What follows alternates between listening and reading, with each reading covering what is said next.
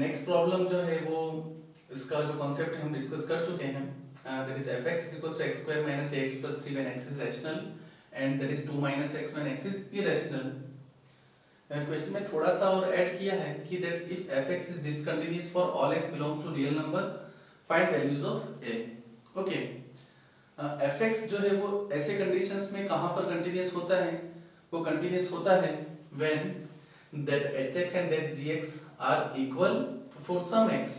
वो जो value x मिलती है, x का जो भी वैल्यू मिलता है बस वही वैल्यू पर fx जो है वो कंटिन्यूअस होता है। मतलब कुल मिलाकर हमें इन दोनों को इक्वेट करके और x के लिए सॉल्व करना है। ओके, पर क्वेश्चन कह रहा है कि फंक्शन जो है वो डिसकंटिन्यूअस है, means x square minus ax plus 3 is equal to 2 minus x has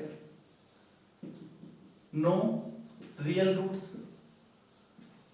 क्योंकि अगर इसके दो रियल रूट हुए तो उन दोनों वैल्यूज पर fx जो है वो कंटिन्यूअस बन जाएगा, लेकिन फंक्शन कह रहा है कि हमारा जो fx है वो हमेशा ही डिसकंटिन्यूअस होना चाहिए। मतलब इन दोनों का जो जो आपको पीस वाइज जो डेफिनेशन गिवन है उन दोनों को सॉल्व करने पर हमें कोई भी रियल वैल्यूज ऑफ x नहीं मिलना चाहिए। सो हम ये तो क्वाड्रेटिक इक्वेशन है, हम इसको आसानी से सॉल्व कर पाएंगे। There is minus of a and here it is 1, so it is 1 minus 1 into x plus 1 is equals to 0।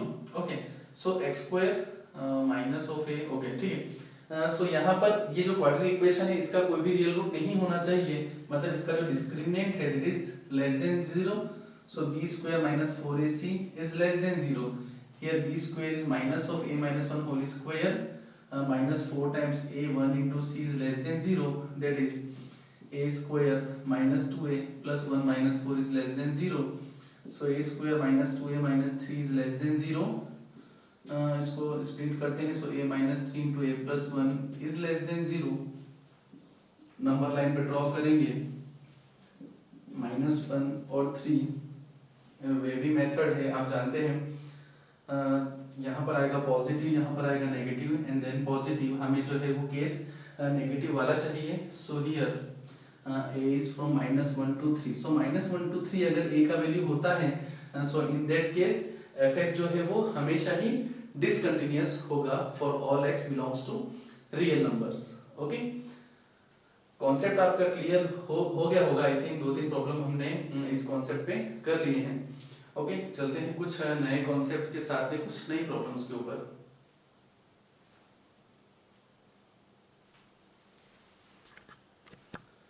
So student, our next problem is for x is greater than 0 let fx is equals to 1 upon q if x is equals to p by q, here p and q are greater than 0 are relatively prime। okay, so वो rational number ही हुआ, वो rational number की एक second definition है and it is 0 when x is irrational। okay, and then prove that fx is continuous for all irrational values of x। Problem को कैसे handle करना है ये हम एक दो प्रॉब्लम देख चुके हैं। सो उसने कहा है कि ये कंटिन्यूअस है सभी इरेशनल वैल्यूज ऑफ x के लिए, मींस इसका जो एक इंटरवल है वो बहुत बड़ा है। हम एक ऐसा करते हैं, कोई भी एक इरेशनल वैल्यू लेते हैं। सपोज हमने x √2 वैल्यू लिया है, लेट x √2 हमने कोई भी इरेशनल नंबर लिया है। ओके, आप √3 ले सकते हैं, √5 ले सकते हैं। हम √2 को लेकर प्रूफ कर लेते हैं, आपको कॉन्सेप्ट समझ में आ जाएगा। That x √2। Okay, so what is f of √2? f of √2 का वैल्यू क्या होगा? f of √2 is irrational, so from the second definition it's value is 0। अब हम फाइंड करते हैं f of √2 plus. So f of √2 plus क्या होगा? Again हमें नहीं पता कि f of √2 प्लस क्या होगा। नंबर लाइन के जो नंबर्स होते हैं, नंबर रियल नंबर लाइंस के ऊपर जो नंबर होते हैं उसका जो नेबरहुड नंबर क्या होगा वो नहीं पता होता हमें। सो हमें ये नहीं पता होगा कि √2 की जो नेबरहुड नंबर होगा वो रैशनल होगा कि इरेशनल होगा। Okay, so √2 plus let's say वो इरेशनल नंबर है। अगर वो इरेशनल नंबर है तो फिर हमें कोई प्रॉब्लम नहीं है, इट्स वैल्यू इज 0। अगर वो इरेशनल हुआ तो उसका वैल्यू 0 ही होगा क्योंकि डेफिनेशन हमारी गिवन है। सपोज अगर वो रैशनल हुआ, let that number is rational, तो फिर वो प्रॉब्लम क्रिएट करेगा। ओके, अगर वो रैशनल है सो वो पी बाई क्यू फॉर्म का होगा। रूट टू का जो वैल्यू होता है that is 1.4142 and 1356 and 2। Okay, so जो आपका जो रूट टू का वैल्यू होगा वो 1.414213562, उसका वैल्यू आगे भी होगा। मैंने केवल 9 डिजिट तक ही लिया है क्योंकि एक इरेशनल नंबर है सो वो कभी भी एंड नहीं होगा और नॉन टर्मिनेटिंग नंबर है वो और नॉन रिपीटिंग नंबर है। ओके, लेकिन क्योंकि वो हमने रैशनल कंसीडर किया है सो हमें इसको पी बाई क्यू फॉर्म में लिखना होगा। इसको मैं लिख सकता हूँ F of 141421356 over 10 raised to the power 9 here 4 and 5. Okay, so 9. Okay, so from that definition अगर ये रैशनल हुआ सो रैशनल के केस में आप देखिए if x is p by q तो ये p by q फॉर्मेट में आ गया है तो fx का जो वैल्यू होगा वो 1 upon q होगा। सो 1 upon q होगा सो इसका वैल्यू होगा 1 upon 10 raised to the power 9। Okay, 10 raised to the power 9 ये तो हमने 9 डिजिट तक ही लिया है क्योंकि वो नॉन टर्मिनेटिंग है सो वो इनफाइनाइट तक जाएगा। So there is 1 upon 10 raised to the power something infinite and there is tends to 0। Okay, so ये 0 को टेंड करेगा। तो अगर ये 0 को टेंड कर रहा है similarly f of root 2 minus भी 0 को ही टेंड करेगा या रूट 2 माइनस का जो वैल्यू होगा वो दोनों ही केसेस में 0 होगा। सेम प्रोसेस उसका भी है। सो हम कह सकते हैं कि fx जो है वो कंटीन्यूअस है। सो fx is continuous for all x belongs to irrational number। Okay, question simple है और कंसेप्चुअल है, कंसेप्ट से भरा हुआ क्वेश्चन है। अगर हम ये क्वेश्चन पहली बार देख रहे हैं तो एक्चुअली क्या पहली बार जब हम ऐसे क्वेश्चन को देखते हैं तो वो कहते हैं ना कि हमारे जो है वो हवाइयाँ सी उड़ जाती हैं। लेकिन जब भी ऐसे कुछ जैसे आपने ये क्वेश्चन अभी पहली बार देखा है तो अब आपको पता चला होगा कि हम कैसे सोच सकते हैं, मतलब क्वेश्चंस को कैसे अप्रोच किया जा सकता है। ओके, कुछ और प्रॉब्लम देखते हैं, कुछ और एडवांस प्रॉब्लम। ओके,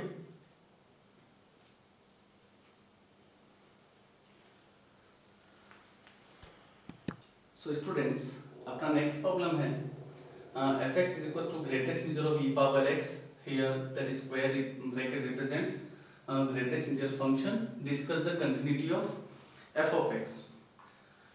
मैं थोड़ा सा आपको आइडिया देता हूँ what is greatest integer x।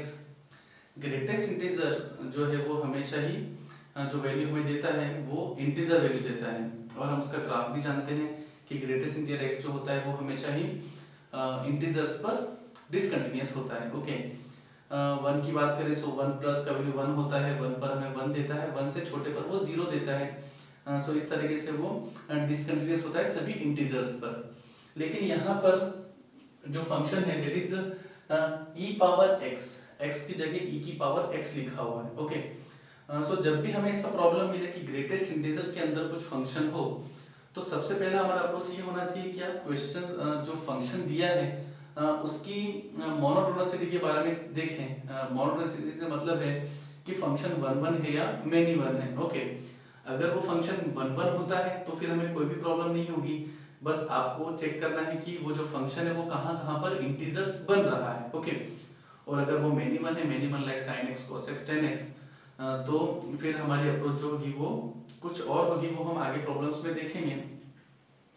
पर इस जो प्रॉब्लम है यहाँ पर हमारा जो फंक्शन है वो e की पावर x है, e raised to the power x is always positive and it is increasing function। Okay, so ये 1 1 हुआ।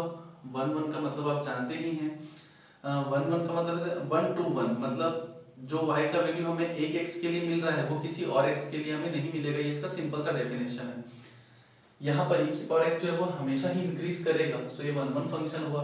मतलब इस क्वेश्चन में हमें केवल इतना ही चेक करना है कि e की पावर x कहाँ कहाँ इंटीजर्स बन रहा है, वही पॉइंट पर हमारा जो fx है वो डिसकंटिन्यूअस होगा। सो e की पावर x कहाँ कहाँ इंटीजर बन सकता है, e की पावर x क्योंकि 0 से बड़ा है सो ये 0 तो नहीं होगा, ये 1 हो सकता है, 2 हो सकता है, अप टू इनफाइनाइट हो सकता है। जब मैं एंटीडोट लूंगा तो x का वैल्यू मुझे मिलेगा ln1 ln2 ln3 and so on। okay, so these are the points where fx is discontinuous। इन सभी पॉइंट पर एफ एक्स डिसकंटिन्यूअस होगा, क्योंकि इन सभी पॉइंट पर e raise to the power x जो है वो इंटीजर में कन्वर्ट हो रहा है। ओके, इसका हम थोड़ा सा ग्राफिकल एनालिसिस करते हैं, आपको थोड़ा सा और कॉन्सेप्ट उसमें क्लियर होंगे।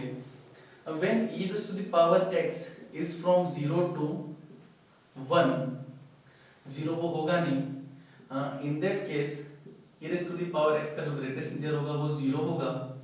यहाँ पर मैं जब एंटीलॉग लूंगा तो x becomes minus infinite to 0। Okay, जब e raise to the power x का वैल्यू 1 से 2 के बीच में होगा, in that case e raise to the power x become 1। यहाँ पर जब मैं एंटीलॉग लूंगा दैट बिकम्स 0 टू ln 2, ये वाली कंडीशन हो गई। एक और कंडीशन लेते हैं, when e raise to the power x is from 2 to 3, so in that case e raised to the power x greatest integer of that is 2। यहाँ पर जब मैं एंटीलॉग दूंगा so that becomes ln of 2 and ln of 3। Antilog लेने पर हमें कोई भी प्रॉब्लम नहीं हो रही, क्योंकि हम जो बेस यूज कर रहे हैं वो ग्रेटर देन 1 है। ओके, हमें पूरा ध्यान रखना होता है, बेसिक जो चीजें होती है वो हमें पता होनी चाहिए। दैट इज एलिमेंट्री नॉलेज है कि इनइक्वालिटी का जो साइन होता है वो चेंज हो सकता है अगर हमारा बेस जो है वो 0 से 1 के बीच में हो। अगर हम नेगेटिव क्वांटिटी से मल्टीप्लाई करते हैं तो इनइक्वालिटी का साइन चेंज हो जाता है। ओके, यहाँ पर इसका ग्राफ ड्रॉ करने की कोशिश करते हैं। सबसे पहले मैं e raise to the power इसका ग्राफ ड्रॉ करता हूँ। दैट इज ये e raise to the power इसका ग्राफ है, हमेशा इंक्रीज कर रहा है। That value is 0,1। Okay, increasing function है because its derivative is always greater than 0, और हम कहें कि ये स्ट्रिक्टली इंक्रीजिंग है। फिर आगे आने वाले चैप्टर्स में हम इसके बारे में भी डिस्कस करेंगे। यहाँ पर when x is from minus infinite to 0, e raise to the power x greatest integer of that is 0। So minus infinite से 0 में इसका जो वैल्यू आएगा वो 0 आएगा। तो ये जो मैं शेडेड एरिया बना देता हूँ, थोड़ा ज्यादा फील आएगा। वो जो ग्राफ है वो e की पावर x का है, ये जो नीचे वाला ग्राफ में बना रहा हूँ वो e raise to the power x greatest integer of that उसका है। ओके, जब x का वैल्यू 0 से लेकर माइनस इनफाइनाइट से 0 था तब इसका वैल्यू 0 था। जब x का वैल्यू 0 से ln 2 के बीच में है तो इसका वैल्यू 1 है। सो ln 2 is somewhere here. Okay, जब 0 से लेकर 1 के बीच में है इसका वैल्यू, सो इसका वैल्यू कितना है 1 है। ओके, सो ये ln 2 पर क्लोज्ड है इसलिए ln 2 यहाँ पर नहीं होगा।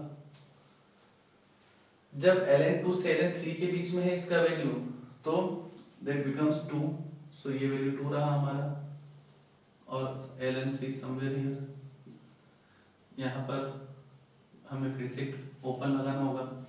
ये जो राउंड सर्कल में बना रहा हूँ ये इंडिकेट कर रहा है कि वो पॉइंट वहां पर इंक्लूडेड नहीं है। ओके, ln 3 की बात करेंगे तो ln 3 फिर ऊपर जाएगा और इस तरीके से ग्राफ चलता ही जाएगा। सो आप देख रहे हैं कि जो फंक्शन है e raise to the power x greatest integer of that, ये डिसकंटिन्यूअस है 0 पर, ln 2 पर, ln 3 पर, ln 4 पर एंड सो ऑन। ओके, तो हमें याद रखना है कि ग्रेटेस्ट इंटीजर x जहां जहां डिसकंटिन्यूअस होता है, कहां कहां डिसकंटिन्यूअस होता है वो ऑल इंटीजर्स पर होता है। fx का नेचर कैसा है, 1 1 है या मेनी 1 है, उस तरीके से हमें क्वेश्चन को प्रोसीड करना है। ओके, सो एक और क्वेश्चन देखते हैं इसके ऊपर based.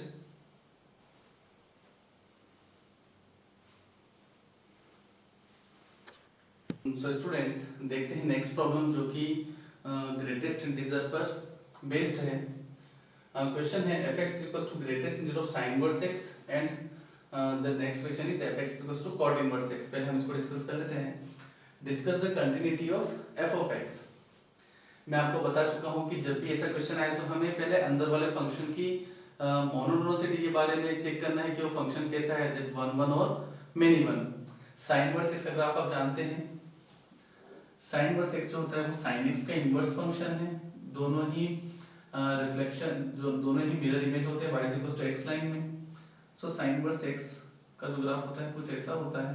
Okay, that point that is 1, that is minus 1, that is minus pi by 2 and that is plus pi by 2। okay, sign inverse x is also increasing function, so increasing function है तो वो 1 1 हुआ। Okay, और 1 1 हुआ तो हमें केवल इतना चेक करना है कि साइन इनवर्स एक्स कहाँ कहाँ इंटीजर होता है, क्योंकि हम साइन इनवर्स एक्स का रेंज जानते हैं कि साइन इनवर्स एक्स जो होता है वो -π/2 से π/2 के बीच में लाई करता है। सो साइन इनवर्स एक्स का जो इंटीग्रल वैल्यू हो सकता है, integral values of sine inverse x वो क्या क्या हो सकते हैं, -π/2 means minus of 3.14 upon 2 that is -1 point something. So integer हमें मिलेगा -1, एक मिलेगा 0 और एक और मिलेगा 1, क्योंकि 1 जो है वो π/2 से छोटा है और 2 जो है π/2 से बड़ा है। सो यहाँ से x का वैल्यू हमें मिलेगा sine of -1, sine of 0 and sine of 1। So x is equal to minus of sine 1, sine 0 is 0 and sine 1 और 0।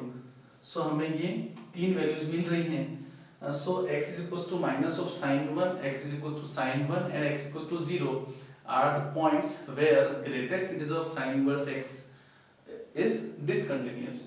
ओके, चलते हैं नेक्स्ट प्रॉब्लम पर। नेक्स्ट प्रॉब्लम सेम अप्रोच हमें लेना है cot inverse x। cot inverse x के बारे में आप जानते हैं, उसका अगर हमें ग्राफिकल आइडिया होगा तो क्वेश्चन को सॉल्व करने में ज्यादा प्रॉब्लम नहीं होती है, अदरवाइज हमें उसकी प्रॉपर्टीज पता होनी चाहिए। cot इनवर्स x का जो ग्राफ होता है कुछ इस तरह से होता है। Okay, that is π/2, that is 0 and that is pi। 0 और पाई कॉट इनवर्स के केस में एसिम्पटोट्स होती हैं। एसिम्पटोट क्या होती है, वो टेंजेंट जो किसी कर्व को इनफाइनाइट पर टच करे। Okay, so fx is equal to cot inverse x की हम बात कर रहे हैं, फंक्शन हमें दिख रहा है डिक्रीजिंग है, वो इंक्रीजिंग या डिक्रीजिंग होना चाहिए, क्योंकि इंक्रीजिंग और डिक्रीजिंग होगा तो फंक्शन हमारा 1 1 होगा। So in that case our function is 1 1, तो क्वेश्चन सिंपल हो गया। हमें केवल इतना चेक करना है कि cot इनवर्स x जो है वो कहां पर इंटीग्रल वैल्यूज दे रहा है। सो 0 से पाई के बीच में हमारे पास में तीन इंटीग्रल वैल्यूज हो सकती हैं। So integral values of cot inverse x are that is 1 2 and 3। 0 included नहीं, इसलिए हमें 0 नहीं लेना है। Okay, 0 is not in the range of cot inverse x। 0 से पाई में दोनों पर ओपन ब्रैकेट होता है। सो 0 और पाई के बीच में पाई 3.14 समथिंग, सो 0 और 3.14 समथिंग के बीच के जो इंटीजर्स है वो 1 2 और 3 हुए। सो यहाँ से x का वैल्यू आएगा cot of 1, cot of 2 and cot of 3। So these are 3 points, cot of 1, cot of 2 and cot of 3 where greatest integer of cot inverse x is discontinuous. Okay, so I hope कि ये problem आपको समझ में आया होगा। अभी तक जो हमने प्रॉब्लम लिया है वो 1 1 के कॉन्सेप्ट वाले हैं। अब हम चलते हैं मेनी 1 के कॉन्सेप्ट वाले कुछ प्रॉब्लम्स के ऊपर। ओके,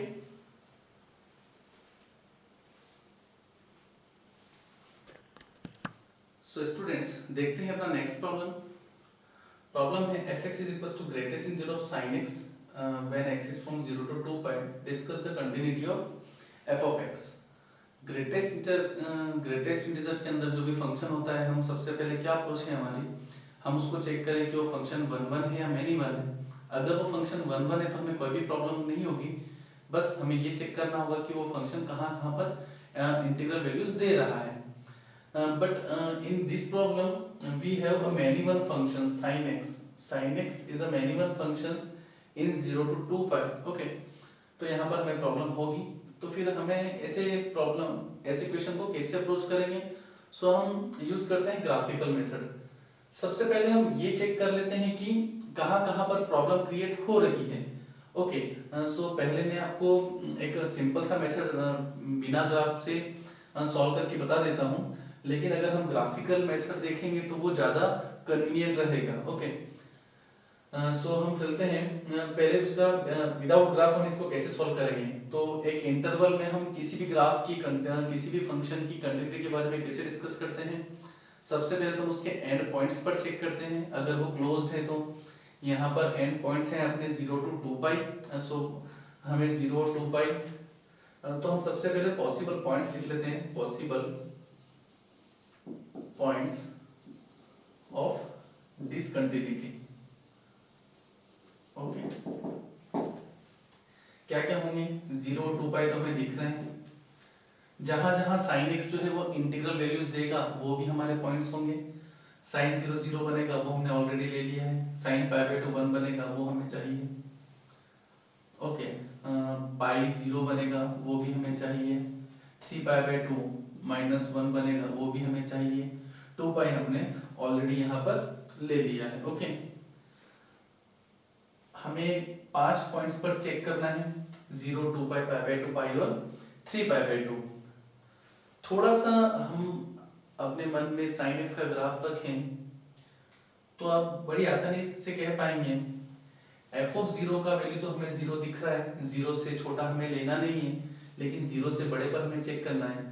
एफ ऑफ 0 का वैल्यू 0 है, 0 से जब मैं थोड़ा सा बड़ा वैल्यू लूंगा तो in that case sine of 0 plus का वैल्यू 0 से थोड़ा सा बड़ा होगा और greatest integer of that is equal to 0। तो हमें यहाँ से पता चल गया कि 0 पर तो फंक्शन कंटिन्यूअस है। तो देखिए अब जो 0 हमारा पॉसिबल पॉइंट्स में आ रहा था डिसकंटिन्यूटी की, वो वहां से हट गया है। ओके, 2 पाई की बात करें so f of 2 pi, sine of 2 pi का वैल्यू 0 होगा। ओके, लेकिन जब हम 2 पाई से थोड़ा सा छोटा देखेंगे, सो 2 पाई से हम जैसे ही थोड़ा सा छोटा देखेंगे तो वो फोर्थ क्वाड्रेंट में होगा, that is the quadrant of cos x, और उस क्वाड्रेंट में sin x का जो वैल्यू होगा वो नेगेटिव होगा। जैसे ही वो वैल्यू नेगेटिव हुआ सो greatest integer of that becomes -1, मतलब 2 पाई पर फंक्शन जो है वो डिसकंटिन्यूअस हुआ। ऐसे पाई बाय 2 पर चेक करते हैं। Pi by 2, F of pi by 2 का वैल्यू 1 होगा, लेकिन जैसे ही पाई बाय 2 से छोटा या बड़ा लेंगे तो sin x का वैल्यू 1 से छोटा होगा और उसका जो ग्रेटेस्ट इंटीजर है वो 0 देगा। सो यहाँ पर फंक्शन डिसकंटिन्यूअस हुआ। पाई पर चेक करते हैं, एफ ऑफ पाई का वैल्यू होगा 0, पाई से थोड़ा सा छोटा लेंगे उसका वैल्यू 1 से छोटा होगा, दैट बिकम्स 0। पर पाई से हम जैसे ही थोड़ा बड़ा चलेंगे तो वो थर्ड क्वाड्रेंट में जाएगा, that is the quadrant of 10x, और वहां पर साइन का वैल्यू नेगेटिव होगा एंड दैट बिकम्स -1। ओके, सो यहाँ पर भी फंक्शन डिसकंटिन्यूअस होगा। 3 पाई बाय 2 की हम बात करें so sine of 3 pi by 2 is -1। 3 pi by 2 से हम थोड़ा सा बड़ा लेंगे तो वो cos के क्वाड्रेंट में जाएगा, cos के क्वाड्रेंट में साइन नेगेटिव होता है, जैसे ही वो नेगेटिव हुआ उसका जो वैल्यू हुआ वो -1 होगा, ग्रेटेस्ट इंटीजर।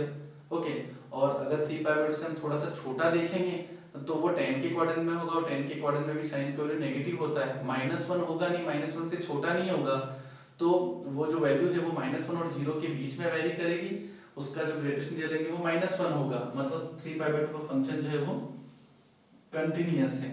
तो आप देख सकते हैं कि जो अपना क्वेश्चन है, जो फंक्शन है वो केवल 3 पॉइंट पर डिसकंटिन्यूअस आ रहा है। ओके, ग्राफिकल अप्रोच देखते हैं। इसका जब मैं ग्राफ बनाऊंगा, ऑल्दो हमने ये जो वैल्यूज निकाली है वो हमारे मन में ग्राफ को रखते हुए ही फाइंड की है। अपना जो ग्राफ है वो इस जैसा कुछ है साइन का। ओके, 0 पर वैल्यू हमें 0 मिल रही है। ये हमने जो ग्राफ बनाया वो sin x का बनाया है। हम greatest integer of sin x का ग्राफ ड्रॉ करते हैं। 0 से लेकर पाई के बीच में sin x का जो वैल्यू होगा वो 0 से लेकर 1 के बीच में होगा। 1 कहां पर होगा? पाई बाय 2 पर। सो एग्जैक्टली पाई बाय 2 पर इसका वैल्यू 1 होगा and at that point it's value is that. So यहां पर एक पॉइंट मिलेगा, बाकी 0 से लेकर पाई के बीच में sin x का जो वैल्यू होगा वो 0 से 1 के बीच में मिलेगा and greatest integer of that becomes 0। सो ये जो लाइन ऐसी बनेगी, यहां पर हमें राउंड बनाना है। सो इसमें ग्रेटेस्ट इंटीजर का ग्राफ कैसा है? जो मैंने ये डार्क पोर्शन बनाया है, that is graph of greatest integer x। Okay, ये लाइन और ये पॉइंट। ओके, हम जैसे ही पाई को क्रॉस करेंगे, पाई पर उसका एग्जैक्ट वैल्यू क्या होगा? 0 होगा। पाई से छोटे पर भी उसका एग्जैक्ट वैल्यू क्या होगा? That becomes 0। लेकिन पाई से हम जैसे ही बड़ा वैल्यू देंगे सो दैट बिकम्स -1। सो ये वैल्यू होगी -1 के इक्वल। 3 पाई बाय 2 पर भी -1 ही मिलेगा। 2 पाई से 2 पाई पर हमें एग्जैक्ट 0 मिलेगा, लेकिन 2 पाई से छोटा हमें क्या मिलेगा, -1। सो यहाँ पर ऐसा पोर्शन हमें मिलेगा, okay, that is -1, that is 1, that is 3 pi by 2। यहाँ पर पाई को इंक्लूड नहीं करना है क्योंकि एग्जैक्ट पाई पर तो इसका वैल्यू 0 है। यहाँ पर 2 पाई को इंक्लूड नहीं करना है क्योंकि एग्जैक्ट 2 पाई पर इसका वैल्यू 0 है। Okay, so that is the graph of greatest integer of sin x in 0 to 2 पाई। आप देख सकते हैं कि पाई बाई 2 पर ये फंक्शन डिसकंटिन्यूअस है और पाई पर ये फंक्शन डिसकंटिन्यूअस है, 2 पाई पर ये फंक्शन डिसकंटिन्यूअस है, और इसके अलावा ये फंक्शन जो है वो कंटिन्यूअस है in its entire domain. Okay, इसी तरीके का एक प्रॉब्लम मुझे याद आ रहा है, वो भी हम डिस्कस कर लेते हैं। सपोज आपसे पूछा है f(x) = greatest integer of x square. इसकी आप बताइए कि पॉइंट्स ऑफ डिसकंटिन्यूटी के बारे में डिस्कस करिए। सो ये भी एक नॉन मोनोटोनिक फंक्शन है, ये पैराबोला है, अपवर्ड ओपन, ये डिक्रीज होकर इंक्रीज होता है। सो यहाँ पर हम ये डायरेक्टली कंक्लूड नहीं कर पाएंगे कि ये जहाँ जहाँ इंटीजर होता है वहाँ वहाँ हम चेक कर लें, तो हम इसका ग्राफिकल एनालिसिस करते हैं। इसका जो ग्राफ होगा वो कुछ ऐसा होगा, ओके। 0 पर अगर आप वैल्यू देखेंगे, सो f(0) का जो वैल्यू है वो 0 के इक्वल आ रहा है। मैं 0 प्लस की अगर बात करूं, सो 0 प्लस का स्क्वायर करेंगे सो 0 प्लस मिलेगा, and greatest integer of that is 0। हम f(0) माइनस की बात करें तो 0 माइनस का स्क्वायर करेंगे so that becomes 0 plus, and greatest integer of that becomes 0, so f(0) minus is also 0। सो आप ध्यान से देखें कि 0 पर तो ये फंक्शन कंटिन्यूअस हो रहा है। अब 0 से हम राइट हैंड साइड की बात करें, सो 0 से राइट में तो ये फंक्शन ऑलवेज इंक्रीजिंग है, मींस 0 से जो राइट की बात करें तो ये फंक्शन 1 1 हुआ।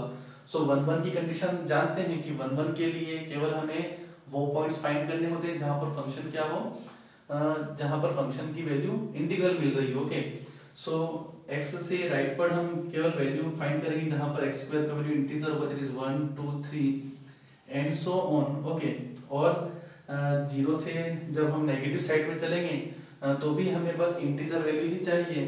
सो यहाँ से हम x का वैल्यू अगर देखेंगे that becomes plus minus of √1 plus minus of √2 plus minus of √3 and so on.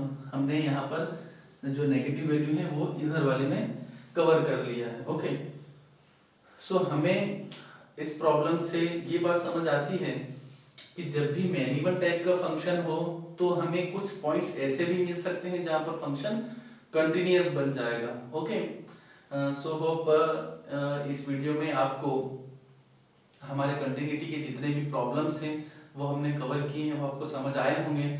और जैसा कि मैं पहले भी बता चुका हूँ कि अगर आपको एक क्विक रिवीजन चाहिए तो हमने जितने क्वेश्चन अभी किए हैं उनमें हमने सभी कॉन्सेप्ट्स को कवर किया है। ओके, सो होप आपको ये वीडियो अच्छा लगा होगा और आपको ये क्वेश्चन समझ में आए होंगे। ओके, सो अपने नेक्स्ट लेक्चर में हम डिस्कस करेंगे डिफरेंशिएबिलिटी से रिलेटेड कुछ questions. Okay, so goodbye and take care.